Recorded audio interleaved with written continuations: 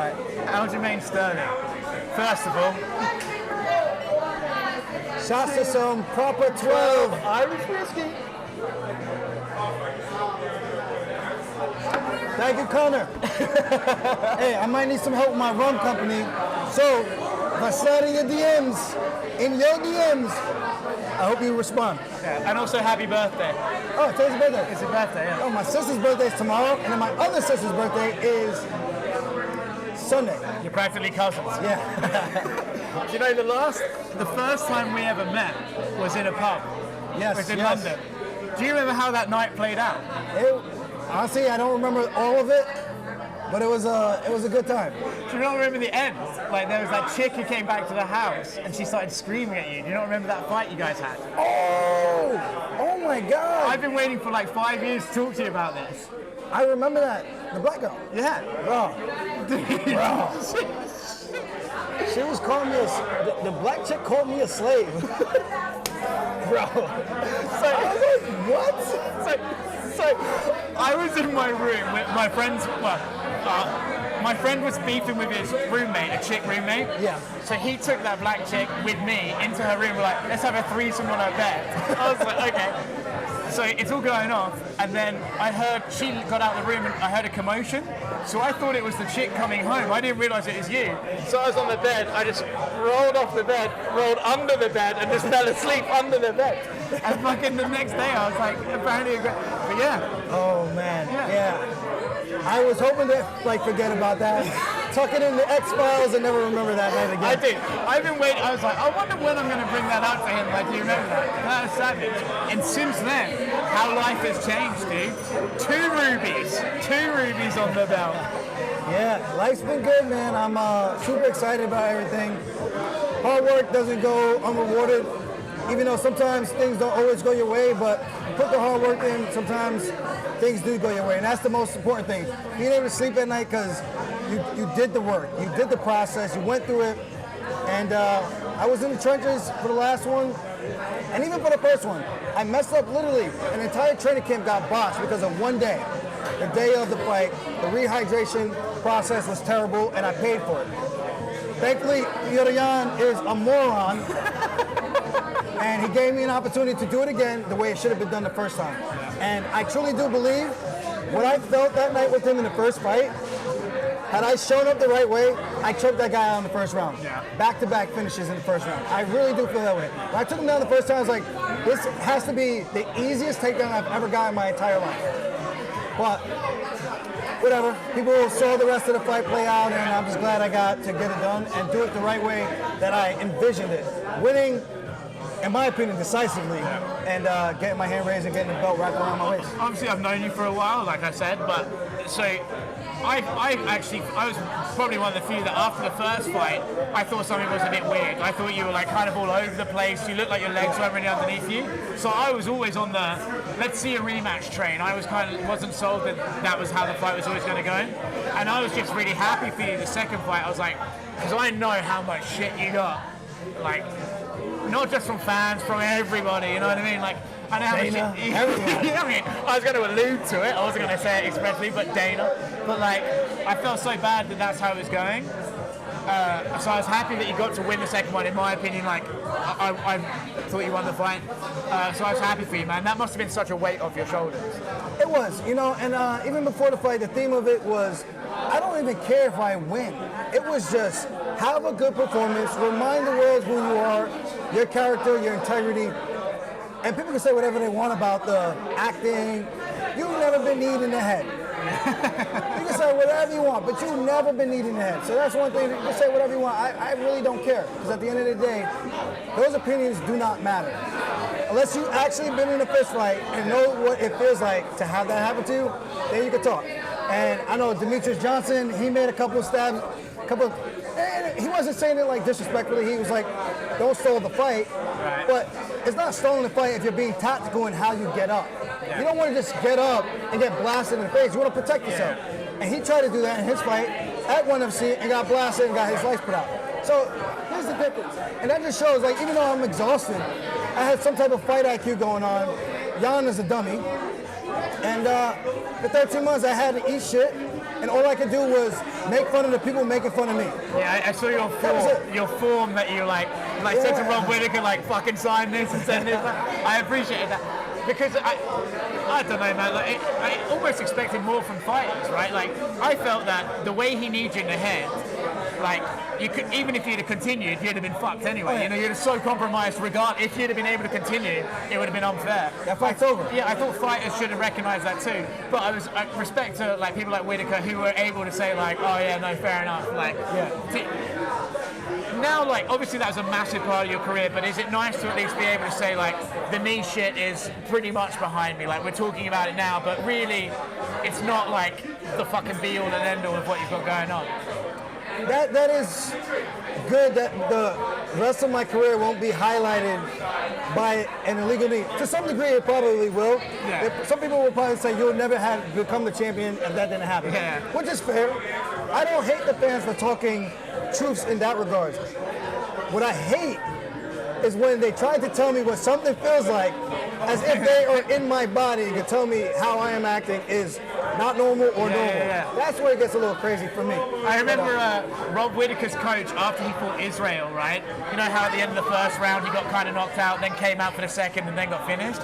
His coach was like, oh, people were talking shit. He was like, here's the thing. He's like, go in the kitchen tomorrow and punch your mum and then tell her to wake up and make you a cake. She's not going to make it. I was like, that's a weird analogy, but I get what he's saying. Like, it's silly for anyone on the outside to even almost in a way for other fighters, like, you don't know where it hit. You don't know what nerve it happened to hit. Like, it's a unique experience every fight, I imagine. I'm not actually in there, but yeah, I don't know. I'm glad for you that is put in the past. We got the second one done. And now where are we, dude? Because I still feel like that respect, it's not all the way there yet. You know, I think you got a lot more respect. You know, how's them pay stubs looking? Yeah. You know, I feel like the fans don't want to admit that they're wrong. You can't have it both ways. You can't go from Jan by any way he wants. Yeah. And then when he loses, you start grasping at straws to try to make something stick so that you feel better about yourself. It doesn't work like that. It's either he was going to dominate or he wasn't, and he didn't. So now you want to change your tune? I get it, but that's wrong. Do you think facing off with Henry like the day after kind of fucked you a bit more? Do you regret that at all? Do you remember? No. Well, I saw Henry, and he was saying he was coming back. I was like, all right, so let's give the fans. Still saying that. Yeah. So I was like, let's give the fans something to look forward to. And they're like, oh, you're ducking. I'm like, what are you talking about? If anything, I'm setting up another fight because I know I'm going to win the rematch, and then I'm setting up another fight. So at the end of the day, I don't have any malice against Henry. He's a stone cold competitor the same way I am, just wants to win, prove that he is one of the best in the world, which he is, and I'm the same exact way. So when a guy like that tries to challenge me, yeah, I'm going to pump my chest a little bit, and that's what I did, you know, so people just talk shit. You're gonna have a fucking weird relationship with the fans for like your entire career, I think. But that's what makes it so good. Yeah. That's what I appreciate about the fans, because you're entitled to your opinion. Yeah. Even if it's batshit crazy and you're completely dog shit wrong, you know? But it's nice to see that the fans have an opinion and they pay their hard-earned money to watch us fight, and I'm okay with that. At the end of the day, just because you have an opinion doesn't make you right. Yeah. We all got an asshole. You know, it all stinks. Doesn't mean your opinion is better than anybody else's. You can say what you want, but until you're in the trenches and knows what that feels like, you're just, I don't know, you're just kind of just making noise. It's like everyone has an arsehole, everyone has an opinion. You don't have to eat either one, Aljo. I won't. That's a weird thing that's happening these days. The kids are loving it. Where are we now, though, dude? Like, obviously the TJ fight is happening and stuff, but I know that you said you're expecting a little bit of a bump in pay, which I think there's an argument like after the knee one, okay, but after the one that you decisively won, I would expect a bump in pay. Where are we with that? What's the UFC saying? What's going on? Honestly, we're going to be hammered by the time this is over. Yeah. I don't really know where we are with the pay. I'm just going to let my managers handle that. At the end of the day, I'm not trying to beef with Dana. Yeah. I'm not trying to cause a rift. I'm not trying to start a fighters union. That's what people are like trying to make it out. They like spin what you're saying. I'm like, no, dude. You ever think like Dana's decided he's having a beef with you? Listen, Dana and I feel like are very similar in how we are in terms of what would you call it? Wanting to have like a vendetta. Right. So, well, yeah. Taking notes on who's pissed them off. Yeah, and not even piss him off, but it's almost like I feel like with him, he almost wants to. I feel like he's the type of guy who I am. I'm just petty. I can be petty when I need to be. And I can feel like Dana can be the same exact way, where it's like, oh yeah, motherfucker, I'll show you. Even if he hides it, which he does. But even if I think there's a lot of evidence to say that he might be petty. But that's the point. It's like, at the end of the day, it's like, you're my boss. I work for you. At the end of the day, independent contractor, I would like to figure out a working relationship to make this work for the two of us. That's the best way I can put it. So whether I have to talk shit to sell a fight, which I do anyway, you're not twisting my arm to do that. I would love to talk shit. I'm completely okay with that. Because I think talking shit, at the end of the day, builds the fight, and it kind of gets in your opponent's head. Because it's like this. If I talk shit to you, one of us has to eat our words. Right. You're putting a pressure on the table on one of you. And I love that. It's like, just imagine going out, he thinks he's better, I start talking my shit. Okay, so which one of you guys are wrong? One of you guys have to be wrong. Two girls gonna step in the octagon, somebody has to eat shit. Some people don't like to talk shit, oh no, I just want to be respectful. Fuck that. Fuck that. No, I think I'm better than you out there. I'm gonna whoop your fucking ass. I'm gonna get on your back. I'm gonna strangle you, motherfucker. What are you gonna do about it? Have you ever said anything that you're like, after it's like, wish I didn't say that? No. Really? No. Because at the end of the day, it makes it worth something. Like, anybody in here, literally right now, can fight. Oh, by the way, while we're on that subject, we're at Jay Fallon. I thought it was Jimmy Fallon's place. It's not. The owner, a guy called, I don't know if I want to name him, he just came up to Aljo. We were in here for fucking 2 minutes. He was like, hey, you're the first black guy we've ever had in here, and we're going to film it. It's like, okay. By filming it, you made it weird. Yeah. It was fucking... It was different. It was it was an opener, for sure. Yeah. I was like, I don't really know what to say to this, but... I think he meant it well, but please go away. It's terrifying. He seemed like an okay guy. I think he seems like a nice guy. He was sitting here for a long time. I was like, you don't have to do the interview with us. Yeah. But, so back to the point. Do you think they want you to fight TJ, right? I think so. And I think you're open to fighting TJ. Yes. Obviously, there's some negotiations happen, but how close, let's say, I don't understand American football, but let's say like the yard line, how close is that fight to happening? Like, how far away are we? What are we talking? I think it's just a conversation. I'm being honest. I think it's just a conversation that we need to have. And I would like to have a sit down with Dana, Hunter, even Sean, and just like see how we can make this a profitable relationship for the two of us. Yeah. Well, not the two of us, for The company and you. the company. Yeah. At the end of the day, their goal is to make money. Yeah. They have shareholders now. It's a public traded company. I get that. Like, I get business. They made a shit ton of money. I mean, you can see all the information publicly online. Because it's a publicly traded company, you can see the returns, see what they're making. And I'm not even using that as a blueprint, but it's just like, dude, I want to make money just as much as you want to make money. So help me help you. Do you think, like we're getting into conspiracy theory, like sort of territory here, but I do think like when guys are educated in business, they seem to always come afoul of the UFC. Like, do you think like because you know a bit of business, you understand like your numbers are here, so therefore my numbers as a percentage should be here and reflect that? Do you think they really don't like those guys? I understand it's not that they don't like them, but those are the guys that make their lives more difficult, right? They want to be able to call you and say, fight this guy on this day for this much money, and that's it done, right? Yeah. Do you think that's maybe where the issue has arisen, or what do you think? Not an issue, but do you know what I mean? Yeah. I mean, no one really likes the guy that speaks out, I guess. That's true. But at the same time, listen, I think Dana is so well off that it's not even about. He can give his friends $250,000. Yeah, so it's not even about the money, because he has it. And I know those guys did things for him too, so I get that. It's his personal money. Yeah, no, I get that too. I'm not even like hating on that. Yeah, I'm like, so I made a little joke like, hey, it's my birthday coming up, which it is, July 31st. So if you want to cash at me, Venmo me, PayPal, Vote Master Corp. OnlyFans. So, I get that aspect to everything, man. And again, it's not about trying to ruffle the feathers. It's not about trying to piss anybody off. The UFC's a monster. Yeah. Aljamain Sterling is not going to defeat the UFC. Yes. I'm not trying to be That's a more renegade. self-awareness than 99% of not just fighters, but anybody in this industry has, including media. I hate most of you. So yeah, I get it. I get it. Like, it is what it is, though. It's just one of those things, and Would you like to fight TJ? no, I want to. Yeah. At the end of the day, this does more for me in terms of my legacy. My goals changed. It was always to become the UFC champion. Now my goals have shifted. Now I would like to become one of the most winningest bantamweights in UFC history.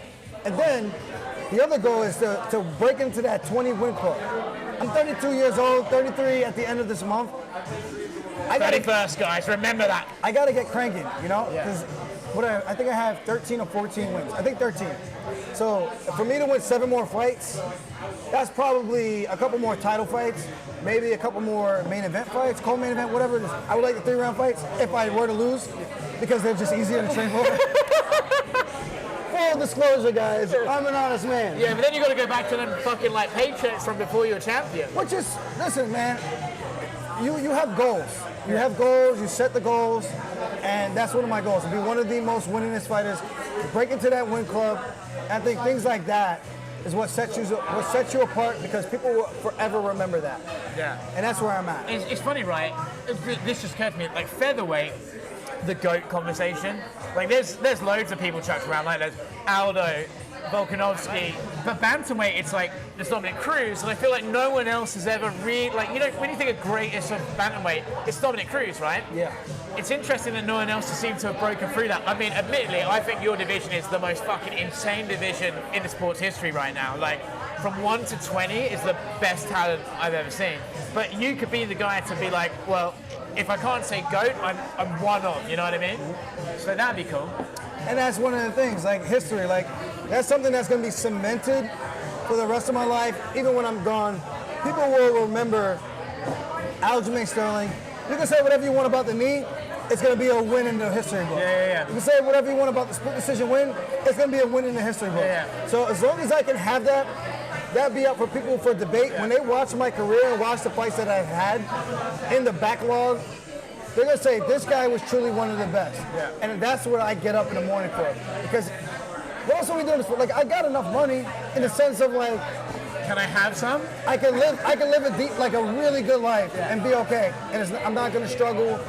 I spend money modestly. I take care of my mom. I bought my mom a new car. Like last month, I bought her a new car. Actually, I bought her a car in the beginning of this month. So That's awesome, dude. By the way, that's fucking cool. actually, the end of last month, I bought her a car. your mom a car? I bought her a new car. fucking savage. And see, I didn't go out posting all that. At the end of the day, I'm doing this for a purpose. I got bigger goals that I want to like accomplish and things like that. So First of all, that's awesome that you bought your mum a car. I love that. Secondly, here's the owner that we were talking about. the man. Just chilling. But yeah, I get back on track. I respect that goal, and I respect actually. I'm a big thing of self-awareness, man. Like, I really, really like. Some people are not I self-aware. value self-awareness more than I value a lot of stuff, because what fucks me off more than anything is when someone is so unself-aware and they're saying things like, what are you talking about? You're a fucking idiot. It really pisses me off. So for you to even say hey, one day I might lose the belt and then I'll go back down to 3 rounds, it's a level of self-awareness that few people in the world have, and I respect that a lot. But presumably you say that because you just know the law of averages in the sport. You don't see there's a person that you're like, oh fuck, that'll eventually cost me the title, or you see Marab that you're like, I have to move up, or what is it that makes you say that? Just self-awareness? Just self-awareness. It's a tough game, man. If you stick in this game long enough, you will lose. You will get knocked out. You will be submitted. You will get TKO'd. If you stick around long enough. Like guys like Khabib, smart enough to know, hey man, the tough's getting going, and it's probably time to get the fuck out. Yeah. So respect to a guy like that. And I always appreciate a guy like Khabib, because even though Remember what channel we're on? no. I'm kidding. But I always go for a guy like that to wake up in the morning on fight day every single time for 29 different nights and be prepared to win. Yeah. Mentally, physically, spiritually, That's a hard thing to do. I've wrestled. You see very few guys who go undefeated in their college careers. You see very few guys that go undefeated in the UFC. That's something to behold. I don't think he's a GOAT. I was saying that at a point, and then I looked at the resume a little bit, and I was kind of like, okay. Like, I know I'm going to sound like a fucking homer right now, but dude, his record, I think until the last 4 or 5 fights of his career, pretty patchy. Yeah. Like 29-0 is impressive because MMA is so chaotic. Yes. But like to John Jones's record, like if you look at Jones's record, like it's murderer's row. Yes. Khabib's is like, you know, from Barbosa onwards, it's like, okay, killers. Yeah. But before that, it wasn't like. And again, to be fair to Khabib, just so full disclosure, injuries set him back. Yeah, weight cuts was a problem. The Tony Ferguson fight that fell through 5 times. Yeah, but don't you think like the Tony fight? Now we've seen how Oliveira, Dariush fought Tony. That Khabib fight doesn't look so fucking tasty now, does it? But I will say, when there is something really true about momentum. I agree with that too. I agree with that too. So I feel like if he had fought him when the time was right, when they were supposed to be scheduled the first and the second and the third time, things probably would have been a lot different. Not saying he would have won, but things would have been different. And it's actually, momentum's a funny thing, right? Because, you know, 6 months ago, Hamzat was going to be the triple champion, you know? Do you know what I mean? Like momentum. And now it's like you haven't heard from him in a while, and now it's like, oh, maybe, you know. He's actually gone a little quiet. He's gone a little quiet, yeah. And he's a freak of an athlete. That guy is an animal. I mean, he's an actual savage. He's an actual savage, but you don't fight Gilbert Burns like that and get away with it, you know what I mean? Like, you can fuck someone up on the ground for 400 punches. Yeah. That's nowhere near the same as like getting into it. I think Gilbert Burns is one of the most underrated guys in the sport, dude. That guy's a fucking animal. And I feel the same. After watching that fight in the back room, I said the same exact thing. I was like, I thought he was going to try to run through him, which obviously that would be great for Hamzat, but he didn't.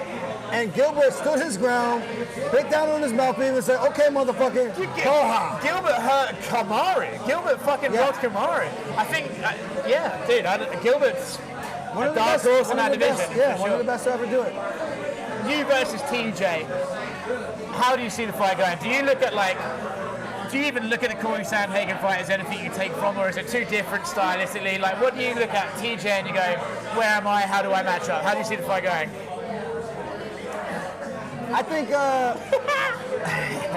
think styles make fights, and after watching the tape with TJ, full disclosure again, I speak nothing but honesty. I can only speak from my heart. I can't speak and try to be fake and paint a facade. So, love me or hate me, that's just how I am.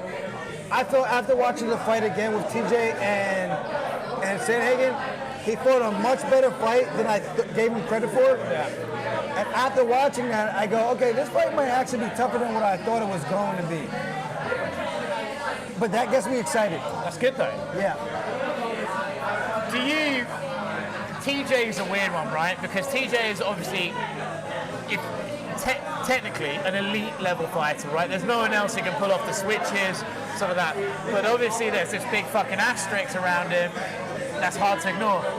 When you look at him, do you think about that asterisk, or do you just go, I can't even acknowledge that, I just have to worry about like his technique and what I'm going to do about that? I definitely acknowledge it, and the same thing I did, like, the difference between Pierre Young and TJ Dillashaw, TJ was confirmed years ago that he was cheating. But I'm not going to be a whistleblower because I don't have the facts. I don't have the evidence. What did Cody? Cody did it at the press conference, and everyone just brushed under the rug. I'm like, you guys are the media. Why aren't you talking about this? Yeah. He literally told you this guy's been cheating. Yeah. And he showed everyone how. I think no one wanted to ask about it because Cody was like, you showed us all how, and everyone's like, I'm like, when he said that, I was like, so does that mean you did it too? Yeah, so I think everyone was like, we don't want to embarrass Cody. I don't know. I wasn't working at that time. I wasn't in the industry yet. Yeah. So even with that, and now I truly do feel like he's never won a legitimate UFC fight without cheating, because there's certain people who would do whatever it takes to win. And again, the PD, steroids, EPO, whatever the fuck he did, at the end of the day, you still have to work hard to win. Yeah. And again, technically, he's like he's a great technical fighter. Exactly. So that's what in my mind, I'm fighting the technical fighter in TJ Dillashaw. Yeah. So I gotta be prepared.